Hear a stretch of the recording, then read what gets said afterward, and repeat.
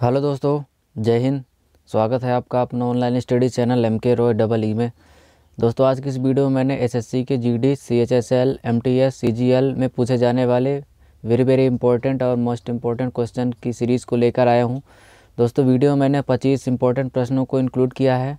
तो दोस्तों, एक एक प्रश्नों को लगाने की कोशिश करिएगा। सभी प्रश्न बहुत महत्वपूर्ण है और संभावित होने वाले हैं। तो चलिए दोस्तों, शुरू करते हैं आज की इस वीडियो को।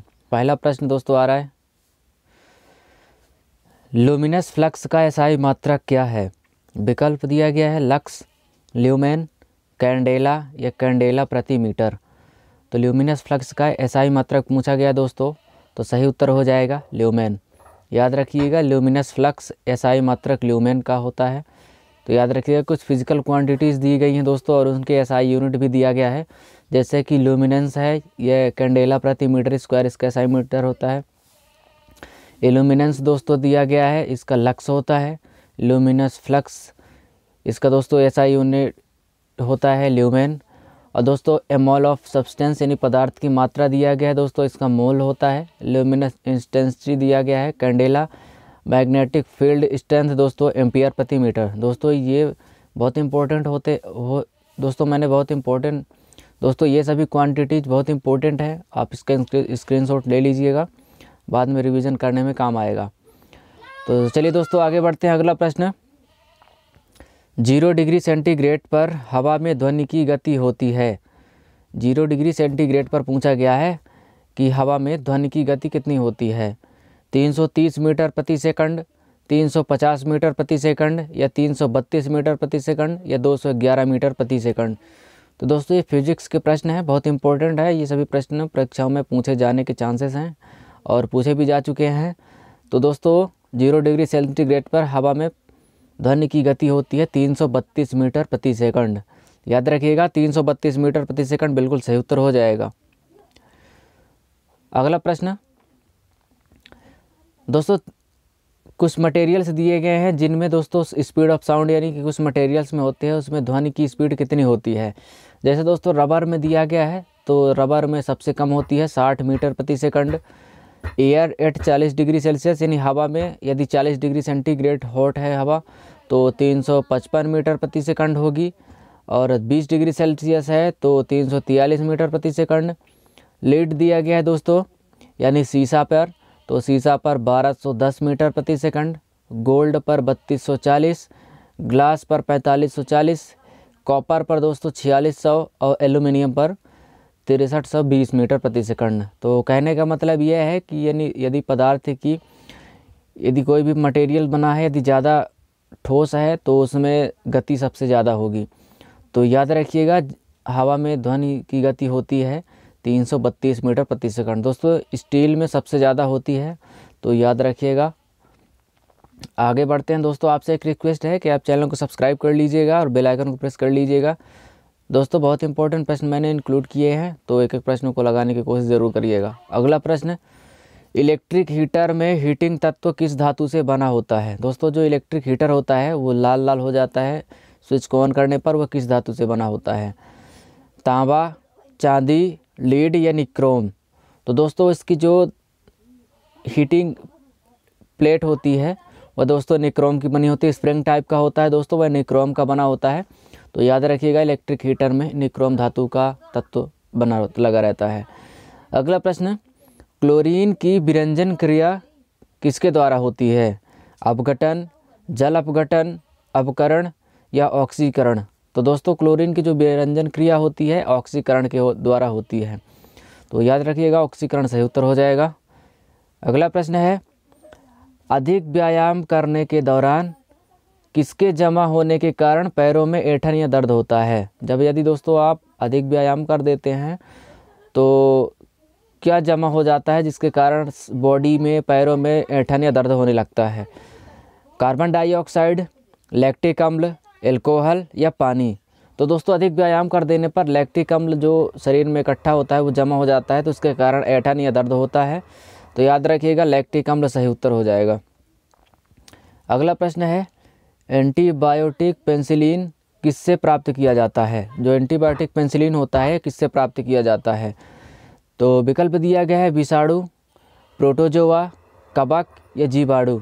तो दोस्तों जो पेनिसिलिन होता है ये कवक से प्राप्त किया जाता है, तो याद रखिएगा कवक बिल्कुल सही उत्तर हो जाएगा। दोस्तों यदि आपसे प्रश्न बन रहे हों तो आप वीडियो को रोककर आप उत्तर देने की कोशिश ज़रूर करिएगा।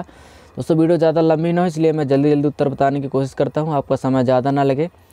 तो आपसे एक छोटा सा एक रिक्वेस्ट करता हूँ फिर से कि आप चैनल को सब्सक्राइब कर लीजिएगा और वीडियो अच्छी लगी हो तो लाइक ज़रूर कर दीजिएगा। अपनी राय बताइएगा दोस्तों, कैसे लगे उत्तर, कैसे लगे प्रश्न कमेंट में ज़रूर बताइएगा।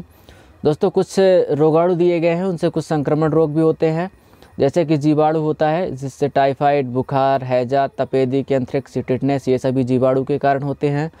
विषाणु के कारण भी दोस्तों होता है इन्फ्लुएंजा, डेंगू बुखार और एड्स, ये सभी विषाणु के कारण होते हैं। प्रोटोजोआ के कारण दोस्तों मलेरिया, काला अजार, दोस्तों ये प्रोटोजोआ के कारण होते हैं। और कवक दिया गया है त्वचा में संक्रमण, तो दोस्तों जो त्वचा में संक्रमण होते हैं ये सब कवक के कारण यानी फंगस के कारण होते हैं, तो याद रखिएगा। ये सभी प्रश्न बहुत इंपॉर्टेंट है, ये सभी इंपॉर्टेंट फैक्ट भी बहुत इंपॉर्टेंट है, तो आप इसका स्क्रीनशॉट ले लीजिएगा। तो चलिए आगे बढ़ते हैं। निम्नलिखित में से कौन सा रोग जीवाणु से नहीं होता है? विकल्प दिया गया है हैजा, मलेरिया, टिटनेस, एंथ्रेक्स। तो दोस्तों जीवाणु के कारण कौन सा रोग नहीं होता है? तो मलेरिया एक ऐसा रोग है दोस्तों, ये जीवाणु के कारण नहीं होता है। आपने पिछले प्रश्नों में देखा है कि मलेरिया किसके कारण होता है। चलिए एक बार फिर से दिखा देता हूँ दोस्तों, मलेरिया दिया गया प्रोटोजोआ के कारण होता है, तो याद रखिएगा प्रोटोजोआ के कारण मलेरिया होता है, यहाँ पर जीवाणु के कारण नहीं होता। जीवाणु के कारण ये तीनों होते हैं दोस्तों, हैजा, टिटनेस, एंथ्रेक्स, ये सभी जीवाणु के कारण होते हैं, मलेरिया नहीं होता है। अगला प्रश्न है, चेचक के टीके के प्रणेता कौन थे? कहने का मतलब ये है, पूछा गया है कि चेचक का टीका जो है किसने आविष्कार किया था? तो एडवर्ड जेनर, लुई पास्चर, लोर्ने बावियुकी, अल्बर्ट क्रोन्स। तो दोस्तों चेचक के टीके के प्रणेता एडवर्ड जेनर थे, तो याद रखिएगा एडवर्ड जेनर इसका सही उत्तर हो जाएगा। अगला प्रश्न है, अंतर्राष्ट्रीय जलवायु परिवर्तन पर क्योटो प्रोटोकॉल पर दिसंबर 1997 में हस्ताक्षर किए गए थे। उस देश का नाम बताइए जिसमें एक प्रोटोकॉल पर हस्ताक्षर किए गए थे। तो विकल्प दिया गया है चाइना, इंडोनेशिया, जापान या दक्षिण कोरिया। तो दोस्तों जलवायु परिवर्तन पर क्योटो प्रोटोकॉल पर दिसंबर 1997 में हस्ताक्षर किया गया था, तो जापान में किया गया था, तो याद रखिएगा जापान बिल्कुल सही उत्तर हो जाएगा। अगला प्रश्न एक और है इम्पोर्टेंट प्रश्न दोस्तों, पहला ट्रांसजेंडर एथलेटिक्स मीट कहाँ आयोजित किया गया था जा सकता है? तो विकल्प दिया गया है हरियाणा, पंजाब, केरल या मणिपुर। तो दोस्तों जो पहला ट्रांसजेंडर एथलेटिक्स है यह केरल में आयोजित किया जा सकता है या किया गया है, तो याद रखिएगा केरल। दोस्तों केरल के तिरुवनंतपुरम में देश की जो पहली सबसे बड़ी ट्रांसजेंडर वंदे एथलेटिक्स बैठक आयोजित की है। इस घटना में राज्य के 12 जिलों में 132 प्रतिभागी हिस्सा लेंगे। यह बैठक दोस्तों केरल के खेल परिषद और केरल के सेक्सुअल जेंडर माइनॉरिटी फेडरल द्वारा संयुक्त रूप से आयोजित भी की गई थी। तो दोस्तों ट्रांसजेंडर एथलेटिक्स मीट केरल में आयोजित किया गया था, किया जाएगा। एक और प्रश्न दोस्तों, अगला प्रश्न है, अप्रैल 2021 में राष्ट्रीय शिक्षा नीति 2020 से संबंधित सार्थक पहल किसने प्रारंभ की थी? विकल्प दिया गया है नरेंद्र सिंह तोमर, नरेंद्र मोदी, एस जयशंकर या रमेश पोखरियाल निशंक। तो दोस्तों 2021 में जो राष्ट्रीय शिक्षा नीति सार्थक की पहल आरंभ किया गया था यह रमेश पोखरियाल निशंक के द्वारा। आपको पता होगा शिक्षा मंत्री हैं अभी रमेश पोखरियाल निशंक, इन्होंने सार्थक पहल की शुरुआत की थी। अगला प्रश्न, जब जीडीपी की गणना किसी आधार में एक निश्चित कीमत के आधार पर की जाती है तो इसे कहते हैं, क्या कहते हैं दोस्तों? नाम मात्र जीडीपी, वास्तविक जीडीपी या नाम मात्र की जीएनपी या कारक लागत पर जीएनपी। तो दोस्तों जब जीडीपी की गणना आधार वर्ष में निश्चित के आधार पर की जाती है तो इसे वास्तविक जीडीपी कहा जाता है। याद रखिएगा वास्तविक जीडीपी। दोस्तों वास्तविक जीडीपी क्या होती है कि जब जीडीपी की गणना किसी आधार वर्ष में एक निश्चित कीमत के आधार पर की जाती है उसे दोस्तों वास्तविक जीडीपी कहा जाता है। दोस्तों आप इसको समझ सकते हैं, स्क्रीनशॉट ले लीजिएगा, यह इम्पोर्टेंट फैक्ट है, ये परीक्षा में पूछे जाने के चांसेस होते हैं ऐसे प्रश्नों को। अगला प्रश्न, भारतीय सेना का आदर्श वाक्य क्या है? जो भारतीय सेना है, इंडियन आर्मी की सेना है, उनका आदर्श वाक्य क्या है? तो विकल्प दिया गया है सत्यमेव जयते, करो या मरो, स्वयं से पहले सेवा, या वंदे मातरम। तो दोस्तों जो भारतीय सेना का आदर्श वाक्य है यह स्वयं से पहले सेवा है। भारतीय सेना है दोस्तों जो स्वयं से पहले देशवासियों की सेवा करती है, देश की रक्षा करती है, तो उनका नारा है स्वयं से पहले सेवा। दोस्तों आपसे एक बार फिर से रिक्वेस्ट करता हूं कि आप चैनल को सब्सक्राइब जरूर कर लीजिएगा, बेल आइकन को प्रेस कर लीजिएगा ताकि हमारी वीडियो आपके यहाँ तक सबसे पहले पहुँच जाए। और वीडियो कैसी लगी हो लाइक ज़रूर कर दीजिएगा। दोस्तों आपका एक छोटा सा लाइक हमें हौसला देता है कि हम और इम्पोर्टेंट प्रश्नों को लेकर आए आपके यहाँ तक। दोस्तों मैं आपको बता दूं कि मेरे चैनल में सभी प्रकार की जीके और जीएस से संबंधित प्लेलिस्ट अवेलेबल है, तो चैनल को विजिट करके आप देख सकते हैं। चाहे इंडियन आर्मी की हो, एमपी पुलिस की हो, फिजिक्स की हो, एसएससी की जीके हो, जीएस हो, तो सभी प्लेलिस्ट अवेलेबल है, तो आप जाकर देखिएगा। अगला प्रश्न दोस्तों इम्पोर्टेंट प्रश्न है कि निम्नलिखित में से किसे भारत के लौह पुरुष के रूप में भी जाना जाता है? सुभाष चंद्र बोस, सरदार वल्लभ भाई पटेल, रविंद्रनाथ टैगोर, या महात्मा गांधी। आपको पता होगा कि भारत के लौह पुरुष सरदार वल्लभ भाई पटेल को जाना जाता है। तो दोस्तों ये प्रश्न पूछे जाते हैं, आपको सरल लग रहा होगा लेकिन ये प्रश्न सभी पूछे जाते हैं। सरदार वल्लभ भाई पटेल के बारे में कुछ जानते हैं कि सरदार पटेल के नाम से ये लोकप्रिय हैं। वल्लभ भाई पटेल एक भारतीय राजनीतिज्ञ थे। उन्होंने दोस्तों भारत के पहले प्रधानमंत्री के रूप में भी कार्य किया है और वह भारतीय बैरिस्टर और भारतीय राष्ट्रीय कांग्रेस के एक वरिष्ठ नेता भी थे, जिन्होंने दोस्तों स्वतंत्रता के लिए देश के संघर्ष में अग्रणी भूमिका निभाई और एक संयुक्त स्वतंत्र राष्ट्र में इसके एकीकरण का मार्गदर्शन किया। दोस्तों इन्हीं के नाम पर दोस्तों स्टैच्यू ऑफ यूनिटी जो कि गुजरात में स्थित सबसे बड़ी मूर्ति है उनका अनावरण किया गया है, बनाई गई है, तो सरदार वल्लभ भाई पटेल के नाम पर ही बनाई गई है।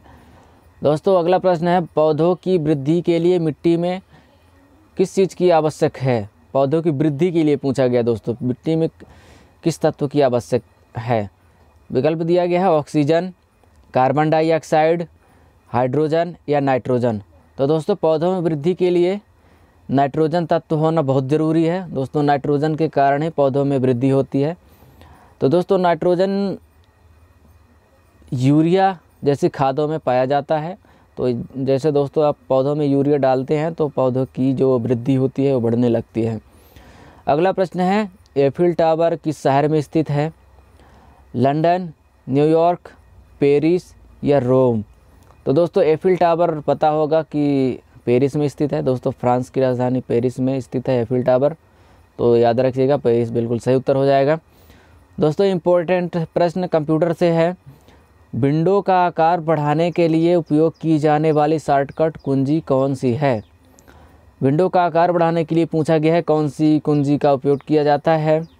तो विकल्प दिया गया है shift and plus, control and plus, shift and minus, control and minus.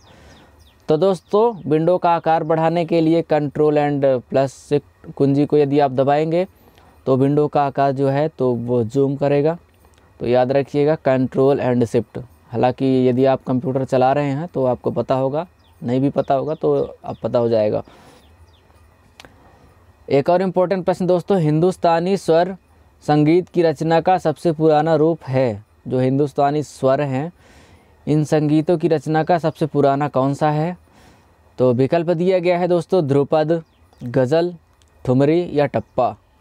तो दोस्तों संगीत स्वर की रचना का सबसे पुराना जो है ध्रुपद है, तो याद रखिएगा दोस्तों ध्रुपद बिल्कुल पुराना है, बहुत इम्पोर्टेंट बन जाता है। अगला प्रश्न है, विश्व में किस देश की प्रधानमंत्री बनने वाली प्रथम महिला कौन थी? विश्व में किसी देश की प्रधानमंत्री बनने वाली प्रथम महिला कौन थी? बेनजीर भुट्टो, इंदिरा गांधी, मार्गरेट थैचर, या श्रीवामो भंडारनायके।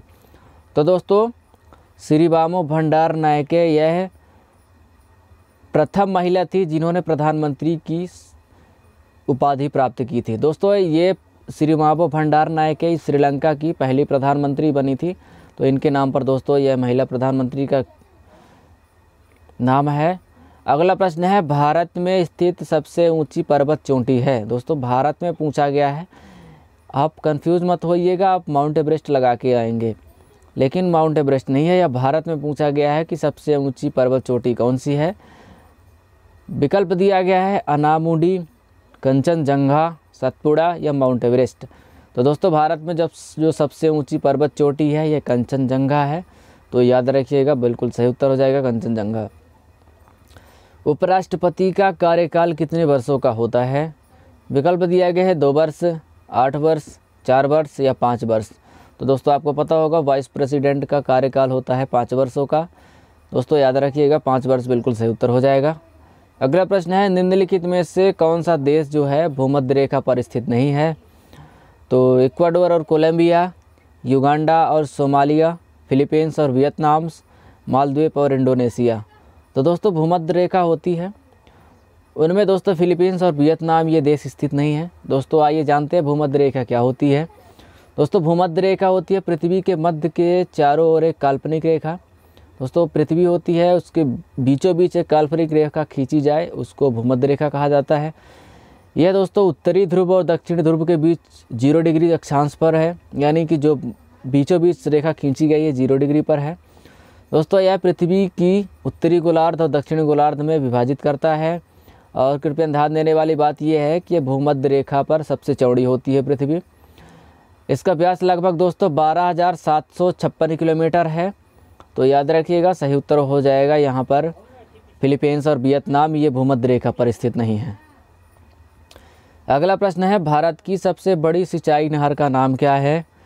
विकल्प दिया गया है सरहिंद नहर, यमुना नहर, अपर बारी दोआब नहर या इंदिरा गांधी नहर। तो दोस्तों भारत की जो सबसे बड़ी सिंचाई नहर है यह इंदिरा गांधी नहर है। यह दोस्तों इसके द्वारा भारत में सबसे ज़्यादा सिंचाई की जाती है, तो इंदिरा गांधी नहर सही उत्तर हो जाएगा।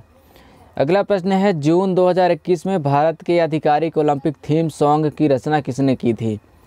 जो 2021 में जून में जो भारत के आधिकारिक ओलंपिक आयोजित किया गया था उसमें ओलंपिक थीम की सॉन्ग की रचना किसने की थी। विकल्प दिया गया है जावेद अली, मोहित चौहान, विशाल ददलानी या सुखविंदर सिंह। तो दोस्तों 2021 में जो आधिकारिक ओलंपिक थीम सॉन्ग की रचना की गई थी मोहित चौहान के द्वारा किया गया था। तो दोस्तों याद रखिएगा मोहित चौहान बिल्कुल सही उत्तर हो जाएगा। दोस्तों जो जुलाई अगस्त में होने वाले ग्रीष्मकालीन खेलों में पहले भारत के 23 जून 2021 को अपना आधिकारिक ओलंपिक थीम सॉन्ग को लॉन्च किया था। दोस्तों मोहित चौहान ने यह थीम सॉन्ग को लक्ष्य तेरा सामने है नामक गीत को गाया और संगीतबद्ध किया था। दोस्तों यह खेल 23 जुलाई 2021 से शुरू हुए थे और अब तक 100 से अधिक भारतीय एथलीट्स ने इन पर आयोजन के लिए क्वालिफाई किया था। दोस्तों ये पुरानी जानकारी है लेकिन बहुत इम्पोर्टेंट है, तो याद रखिएगा सही उत्तर हो जाएगा मोहित चौहान, जिन्होंने आधिकारिक ओलंपिक थीम सॉन्ग की रचना की थी। तो दोस्तों आज के लिए बस इतना ही। दोस्तों कैसे लगे प्रश्न आप कमेंट करके बताइएगा, और आपसे कितने उत्तर सही हुए आप इसको भी कमेंट करके बताइएगा। तो दोस्तों चैनल को सब्सक्राइब जरूर कर लीजिएगा और वीडियो को लाइक कर दीजिएगा। तो दोस्तों मिलते हैं अगले दिन और शानदार प्रश्नों के साथ। तब तक के लिए लगाते रहिएगा MK Roy EE चैनल को सब्सक्राइब जरूर कर लीजिएगा। तो मिलते हैं अगली वीडियो में। जय हिंद, धन्यवाद।